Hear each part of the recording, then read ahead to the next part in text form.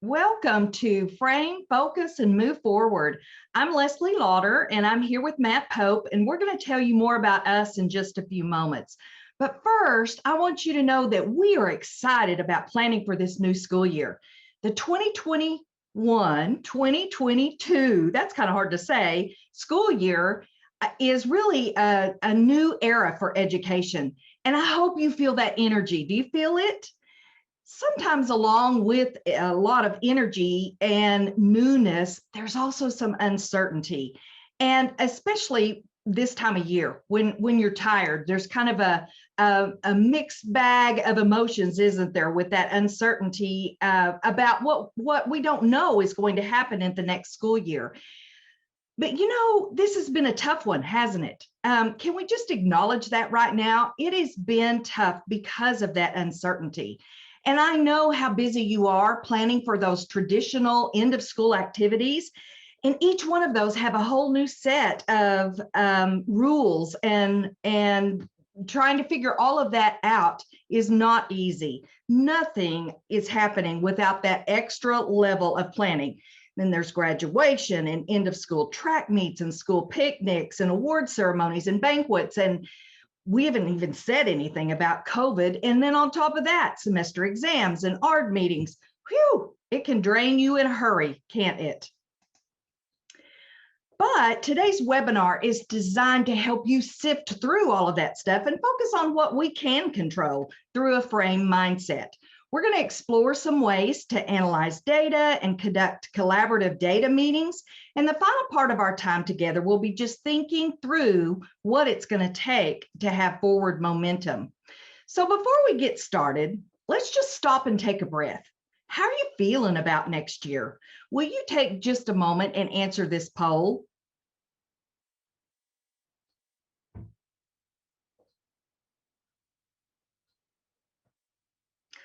Some interesting results coming in there, and that's pretty exciting. I'm glad to see that at least we've got a half tank at this time of year. Just when we think that we've got things all figured out, those new waves of uncertainty come rolling in. And I really believe that this is going to be our new norm. As we plan for the new school year and unfamiliar things that are happening, we know that there are going to be some things lurking around the corner. So let me ask you a question about that.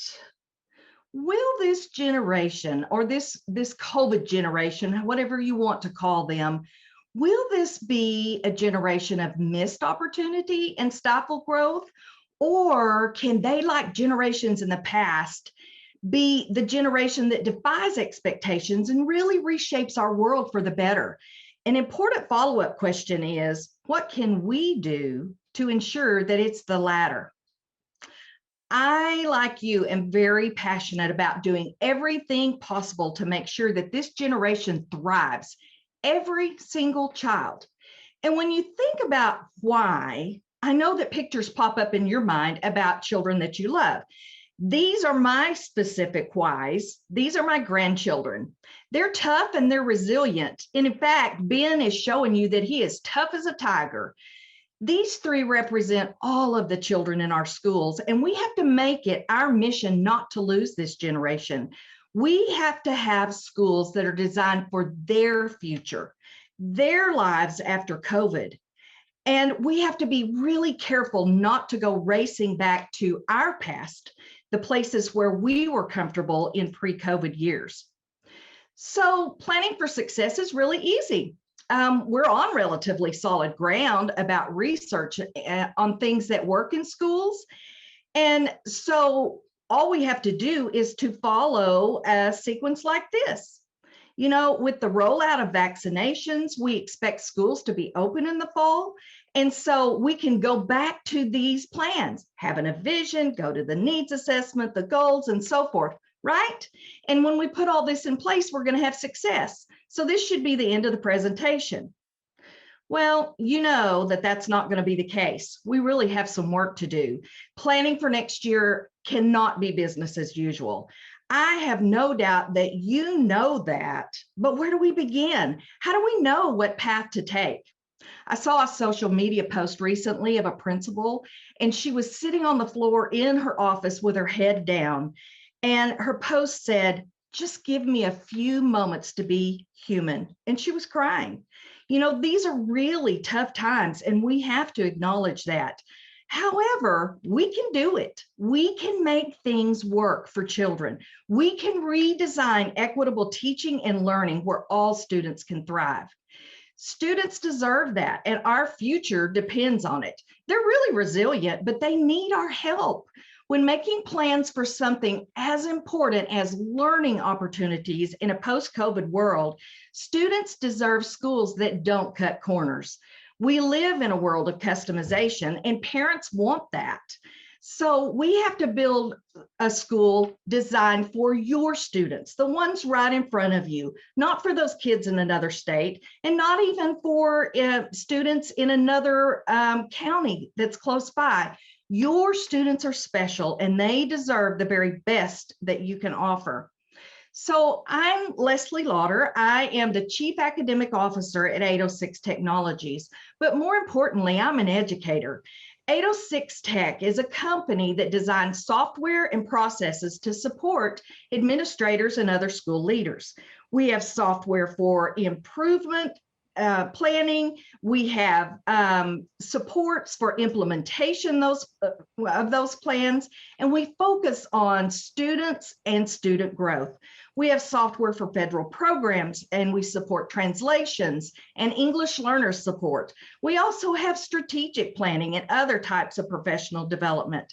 You can find more about us at our website at 806technologies.com. And now I am very excited for you to meet Matt. Good morning, and thank you, Leslie. E3 is excited to be a partner with 806 Technologies. We've been a partner for the past couple of years, trying to figure out how we can both support continued improvement for all the schools we serve, but most importantly, for the students who go to those schools. E3 Alliance is a nonprofit based in Austin, Texas. We started as a regional collaborative here in Central Texas, focused on looking at when a student is born to our region, how do they have access to every opportunity to then go to higher ed and enter any career workforce that is available to them. Over time, we've expanded our work and really have drilled down our supports for K-12 work, and that's what my team and I do.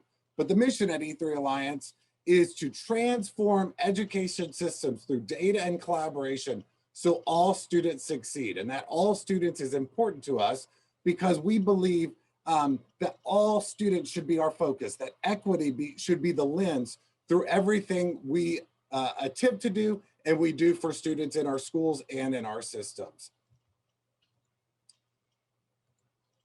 In the chaos of this last year with COVID, it's been understandable, and Leslie mentioned this a little bit, that some educators have lost sight of the focus, trying to teach some students virtually while some students are face-to-face, the fear of catching the virus, quarantines, toilet paper shortages.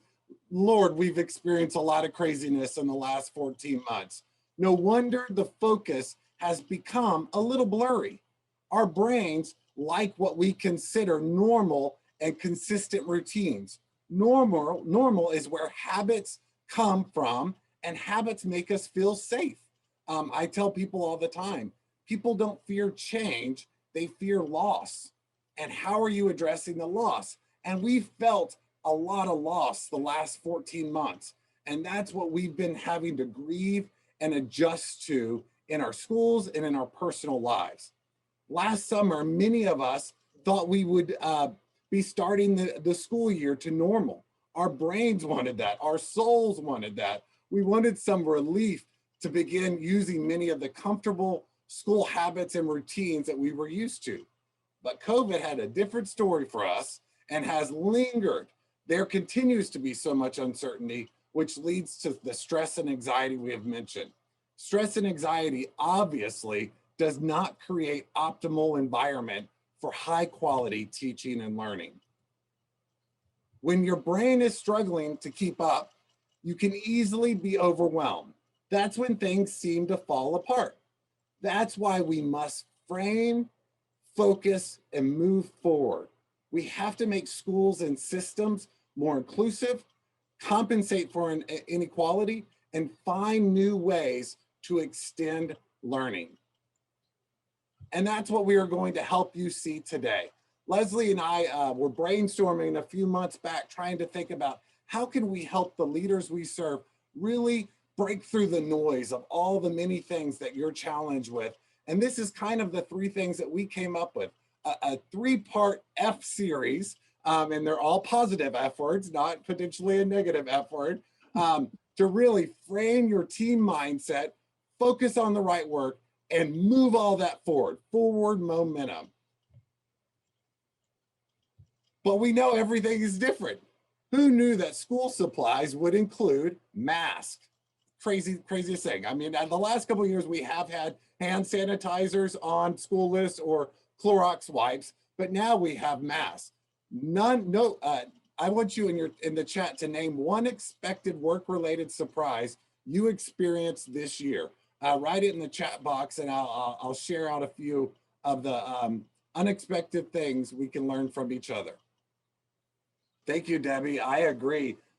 When March 2020 hit, there was an immediate need for human connection, and our only channel to do that was through technology, through our virtual spaces. And more importantly, connections became more important than content, which is what our schools should have been focused on for many years before. But we get into the grind of trying to teach all the content in the year, we sometimes miss out on the connections piece.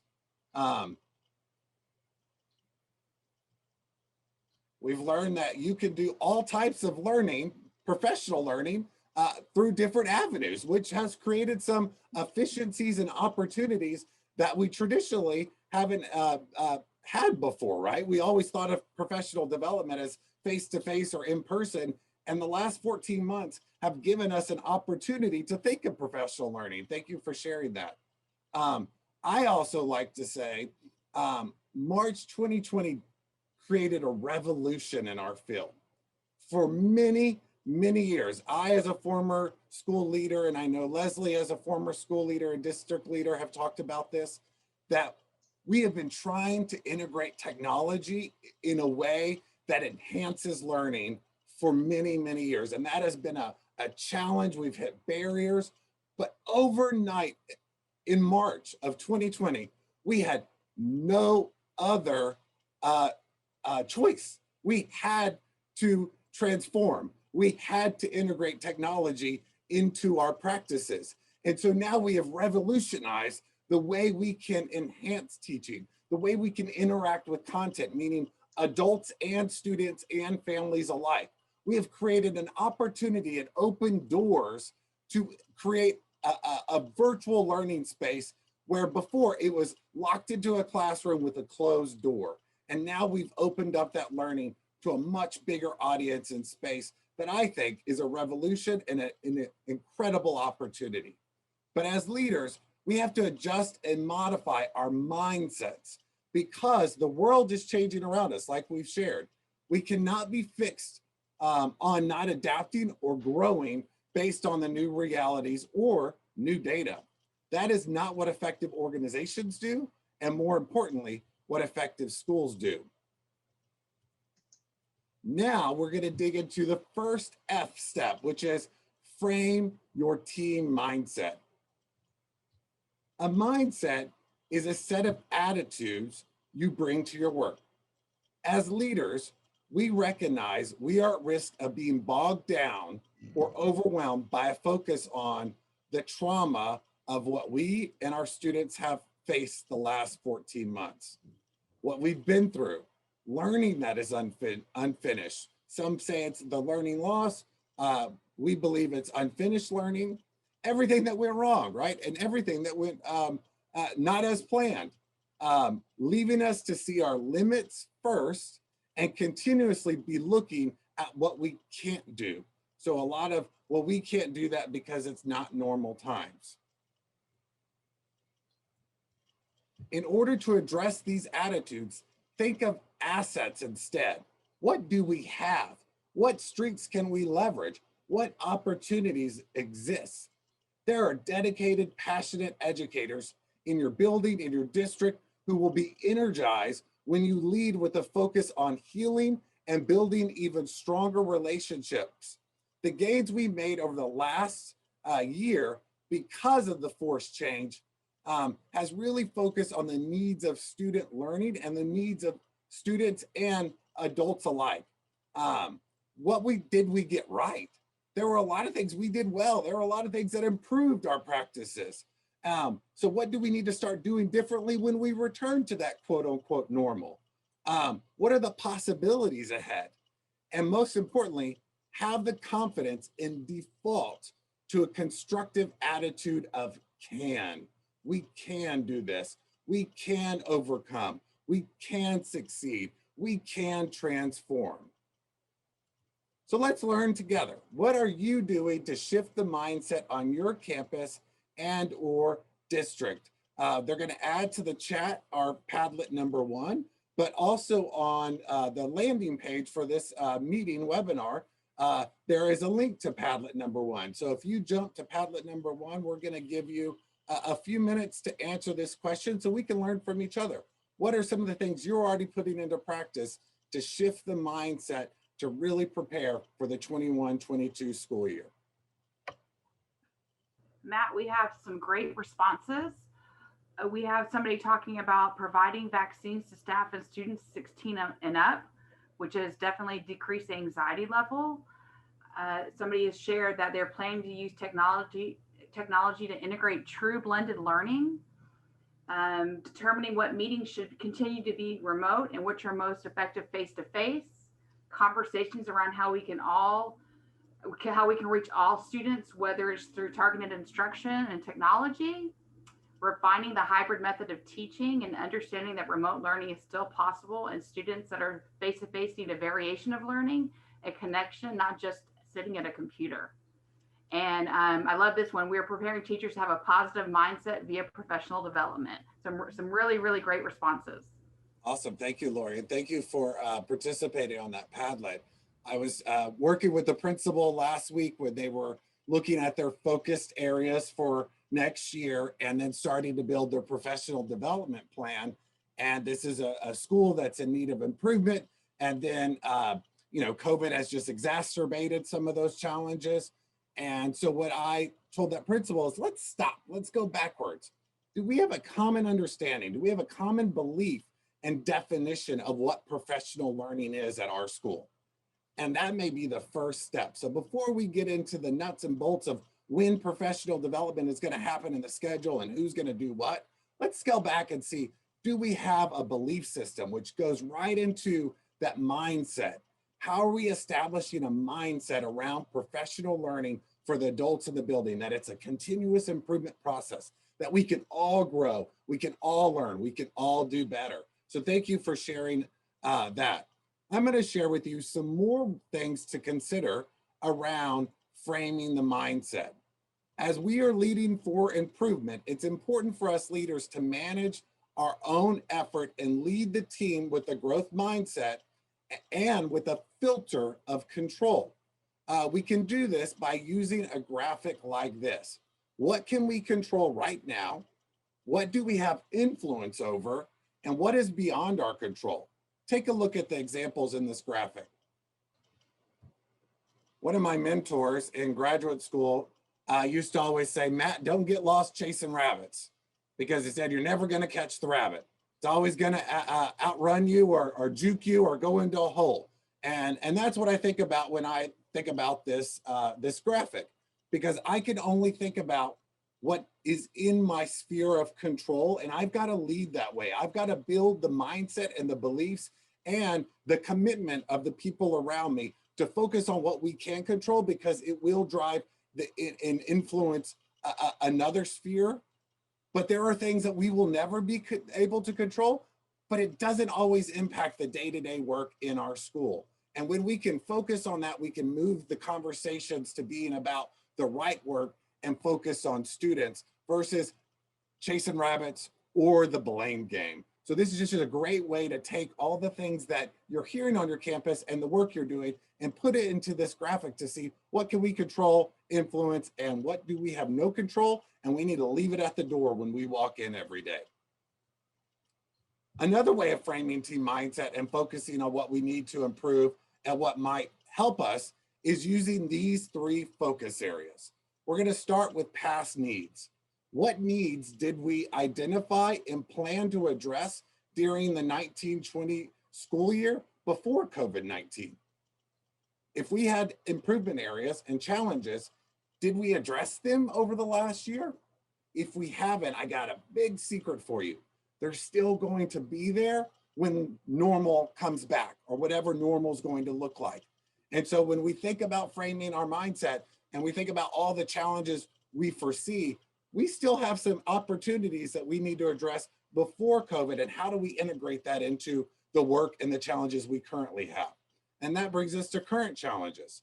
What problems arose during the 1920-2021 school years that have not been resolved?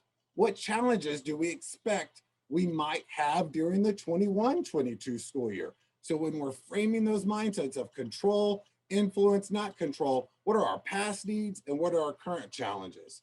And then to go to an asset mindset, why don't we frame our team on the opportunities? Who are the people who have stepped up to challenges? How can we leverage them? Were they leaders before or were they not? And how now are they leaders, and how can we bring them into the fold into our formal leadership team and leadership practices? What processes and programs are helping us innovate and transform? And how can we leverage these opportunities? These are all 3 ways to help frame your team mindset and start to think about how can we really drive the conversation and what we believe into our improvement planning for next year. And I love this quote from Albert Einstein. He says, "In the midst of difficulty lies opportunity." So many of you on the Padlet were saying, using what we've learned to be able to make decisions of moving forward, just like the example of which meetings can stay virtual and which ones can go in person. It was difficult to transform all of our in-person meetings to virtual, but now we've got used to it. So an opportunity popped up, an opportunity existed. So always think about, even with the challenges, there are opportunities, there are silver linings that we can drive and force the improvement and the transformation we seek on our campus, and most importantly, for our students. So we're going to do one more poll. What is your current level of confidence with framing you and your team's mindset? So if you can answer this poll, please. Well, Leslie, it looks like there's quite a bit of people in the moderate. I'm getting there, which is exciting. This is the start of that conversation. And then there are a few that are high with one person that needs help, and we're here for you. We're here to help you. And hopefully you'll leave a little bit more confident with framing that mindset after today. That's awesome. Thank you so much, Matt. And so I want you to think about this. The plans that you are implementing, whether they're written in an improvement plan or whether they're somewhere else, those perfectly align with the results that you're getting. And that might be a really good thing. You know, you may be achieving at the levels that you want to, and you're maybe very pleased with your school's improvement and the growth rate. And I really hope that that's the case. But if you know in your heart that there's a little more that could be done, then slide your chair a little closer to the screen and let's figure that out together. Focusing on the right work creates clarity and growth. Either we take a stand and lead the way, or we're going to let someone else do that for us, because there will be somebody who steps in. While we can't offer a whole lot of certainty right now, we can be very clear about the things over which we have control. People are going to focus somewhere, and leaders must be proactive about shaping a clear focus. Leaders have to focus by design and not by chance.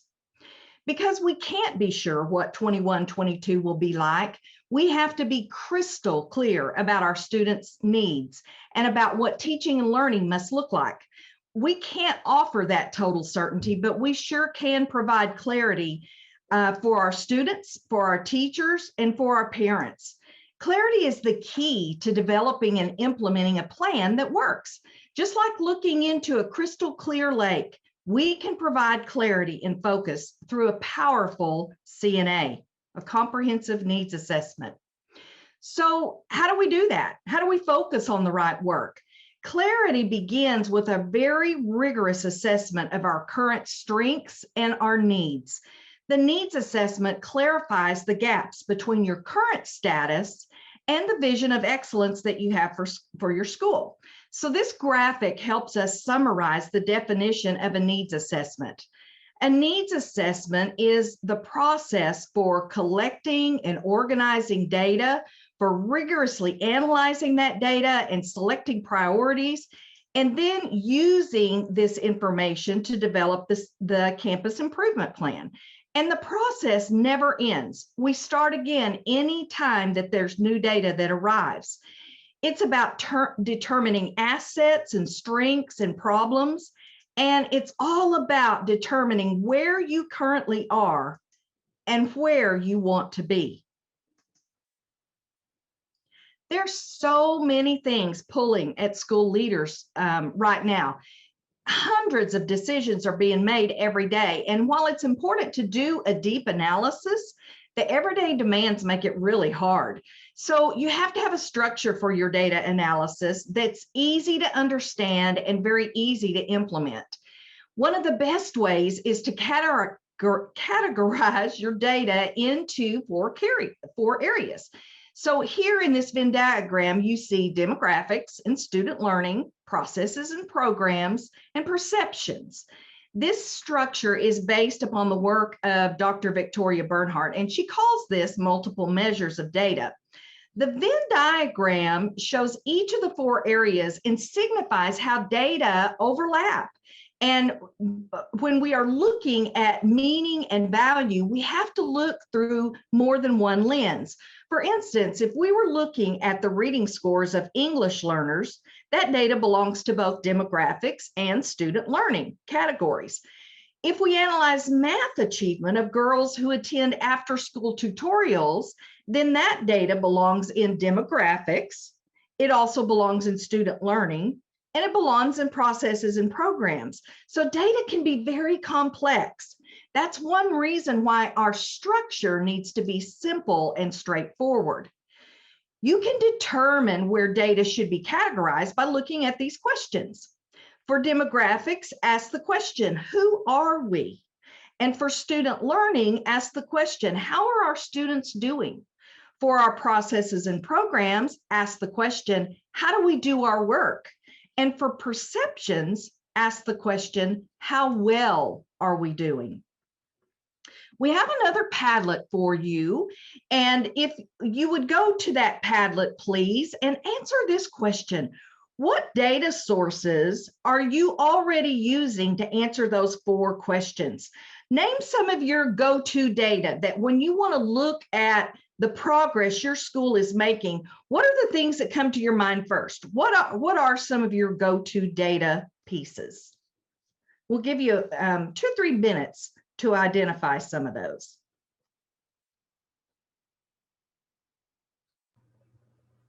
Leslie, we have some great sharing out for demographics. A lot of people are sharing about PEANS data, attendance data, student information management systems, special populations, Eduphoria.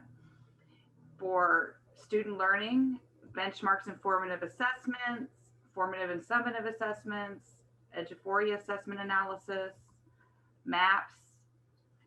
For programs and processes, instructional non-negotiables, monitoring through walkthroughs and lesson plans, PLCs, DDI, intervention through tutorials and blended learning, formal and informal observation data, and for perception, campus needs assessment surveys for students, staff, and parents, which provides perception data for academic support programs in other areas, and surveys of all stakeholders.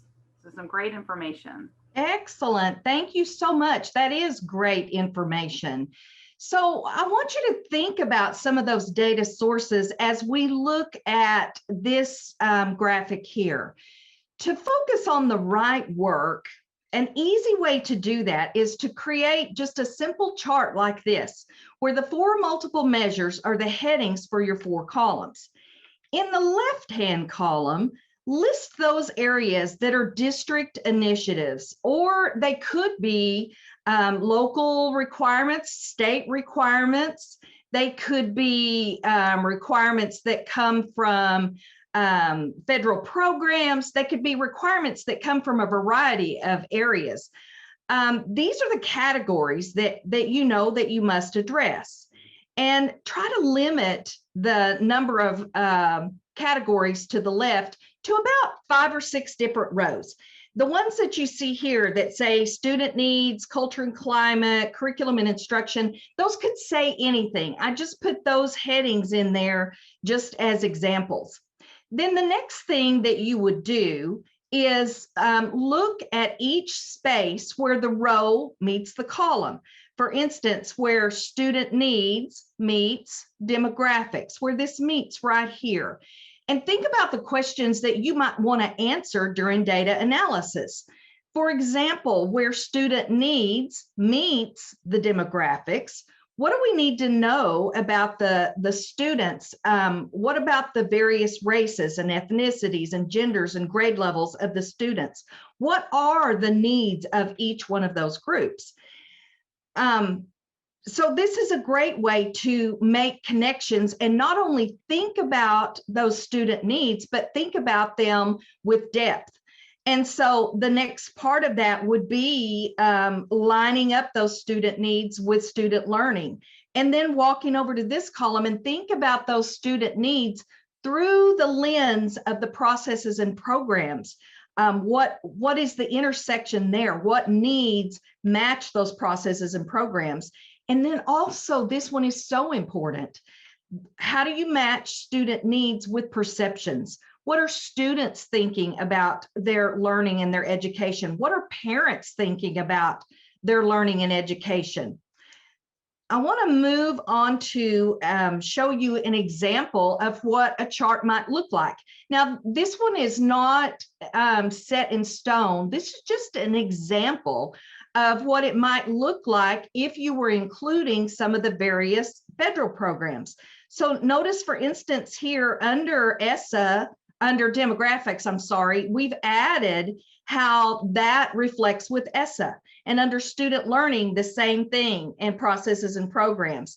And then over here on the side where we had student needs, maybe my team did some brainstorming to think about the students in particular that we definitely want to focus on our campus.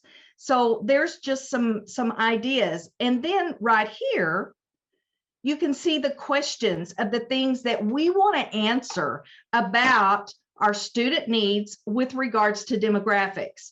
And again, these are only ideas, they're just thoughts. Every campus will be just a little bit different when they put their your focus areas in and the particular needs.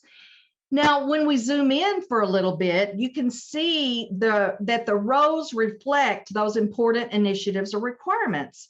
And the bullets in the white are where we want to study. Those are the things that we want to know about for each one of those student groups. And by walking through each intersection, you get a very deep picture of the status of your school. This will take you into questions and looking at data where you get past the surface, where we're not just looking with student needs, we're not just looking at a list of the demographics of the school, but we're getting deep about each one of those areas and really getting down into the problems that need to be addressed. And I know that you found there's an example of this form available for you. So when we're having those discussions and our data teams together, it's important to really explore and analyze many things and then prioritize and eliminate. The reason that we have is that we just have too many choices. When your data teams go to work, they're going to find way more problems than we're able to address. There's so many good things that can be done in schools. And, you know, despite what people say, we really cannot have it all. Although as educators, that's what we want. We want our students to have everything, every option, every opportunity available. But if we don't prioritize and eliminate some of those, then we end up making trade-offs that are not good for students. If we don't prioritize and focus, others will be making those decisions for us. We can either make our choices deliberately, or we can let other people's agendas control our work.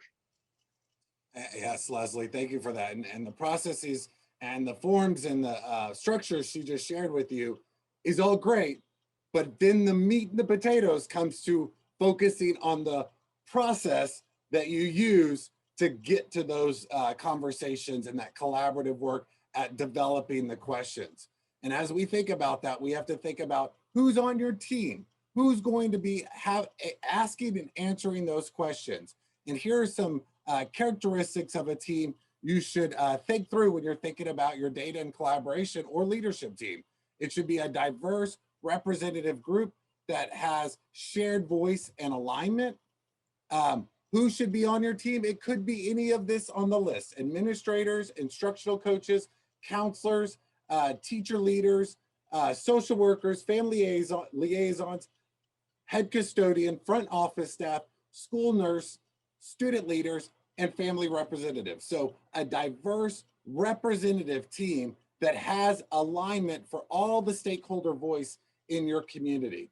You could also consider existing teams. Another approach would be to take existing teams like the RTI committee, attendance committee or team, the instructional leadership team, and the campus leadership team, and make them all a growth team. Instead of calling it an improvement team, I just came up with a different positive way of saying a growth team or a transformation team.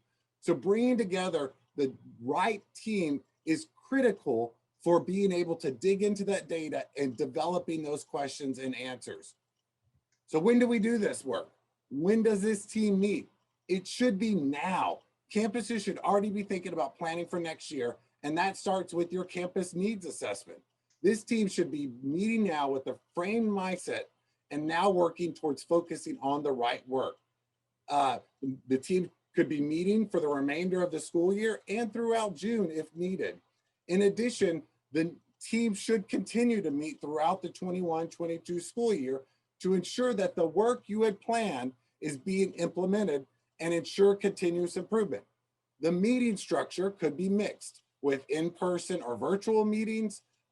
One tip that I always advise leaders is plan grouping at the meetings. So if you have them in person, think about rearranging who people sit next to at each meeting so that the conversation and the alignment can flow through all stakeholders on that team versus always sitting next to the same people. And then our mindset, our beliefs, our sphere of understanding is only limited to those who we're interacting with, even on that subset of a team.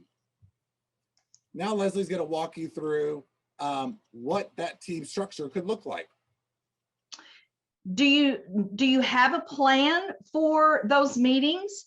It's really important to have a deliberate process for your data meetings. Know how to begin, know what kinds of data you need to have available, and know how to end those meetings. Do you have the right data gathered, and how will that analysis be structured? And then making sure that you have the right people at the table. There are so many considerations when designing these meetings, but it doesn't have to be difficult. Use this team to determine the structures and the purpose and the commitments. 806 Technologies has provided a template for you that maps out a variety of campus needs assessment data team meetings.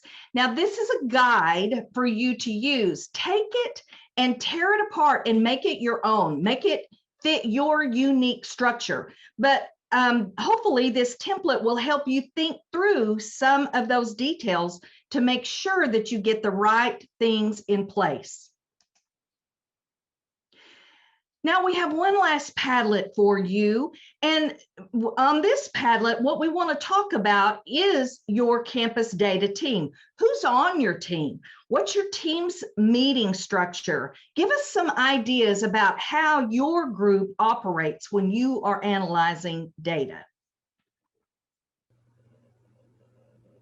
Leslie, we have some great participation. When talking about who is on the campus data teams, they're sharing out teachers, principals, ICs, district staff, core teachers, inclusion teachers, administration. What is your team's meeting structure? We're getting some comments in, so I'm going to go back to that one. What do you do to manage social distancing? Virtual meetings, unless a skills checkup is needed. Mass spread out tables, clear shields, virtual sessions or in large rooms such as cafeterias with mask and distancing, virtual and individual meetings. How and when do you involve parents and community? Monthly meetings with the site-based decision-making committee.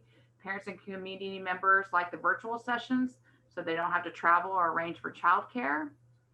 For the team structure, focusing at the beginning of the meeting on why we're meeting and then moving to the action steps, followed by agreement on next steps.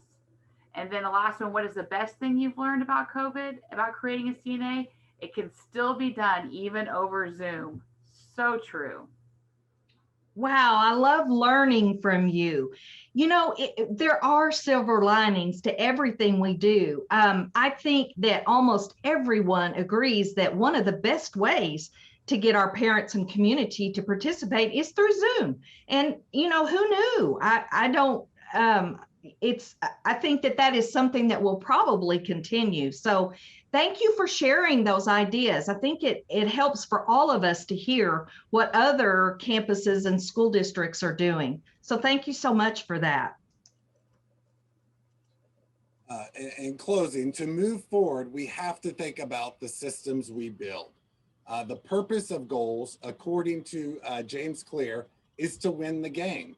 With schools, we want successful systems to continue playing and continue winning. And winning at schools is really about student learning and student success. How are students winning in every classroom on your campus? How are they winning in all parts of your school? I tell people all the time, students shouldn't win the lottery by having a good teacher first period and lose the lottery second period. They should win the lottery because they come to your school, because you've built systems to where they're going to be successful in any classroom with any adult in your building. And that's what we need to do. We need to frame the mindset, focus on that right work, and move forward on what you can control and what you can influence. Thank you all for joining us this morning. We hope each of you have a successful end of this year and a strong start next year by really laying the groundwork with some of this work starting today and tomorrow with your teams. Be on the lookout for our follow-up where we'll have our slides and the resources shared as well as the recording, and to sign up for our next webinar, really focus on helping you with that forward momentum. How do you implement your plan so that you can maximize the outcomes? Thank you all. Leslie and I appreciate your time, and we're excited to see where this work takes you. Thank you for joining us today. Have a great day.